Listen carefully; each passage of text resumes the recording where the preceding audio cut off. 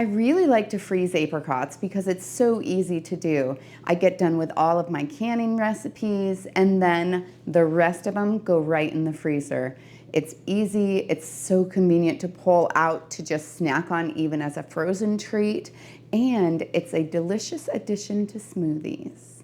For starters, I wash off all of my apricots to make sure that there's no residual spray on them. Then I just cut them in half.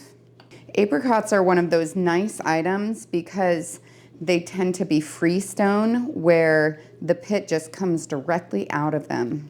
The key for having a good frozen apricot is making sure they're at the perfect degree of ripeness. I don't like them too mushy, those are the ones that go into my jams, but I don't want them green either or they'll be too tart.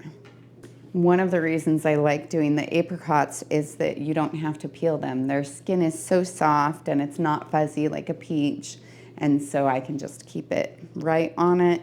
Makes it for a really easy prep. Then I just make it so that all the apricots are in a single layer. I like them pretty close together just because I don't want to waste space, but I want all the cut sides facing up. Then I'll go through with my lemon juice and I'll spray along the top of each of those apricots. The lemon juice keeps it from browning. It also adds just a little hint of tart to it, which I kind of like. On top of the lemon juice, I'll do my sugar, and I just want to kind of sprinkle it. The sugar draws the juices of the apricots up to the surface, which keeps it from getting freezer burned, and it adds just a little hint of sweet. Now I'll place these in the freezer for 4 hours.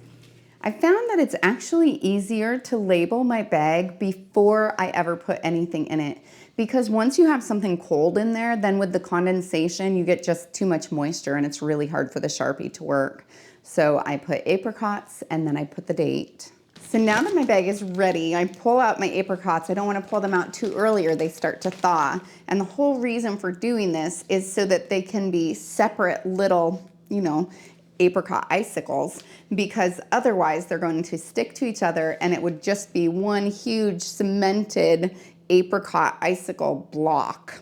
When I go to put it in my bag, I really like to turn over the edge because it kind of helps hold it open for you. And then I grab the apricots as quick as I can because I don't want them to thaw and stick to each other once they're in the bag.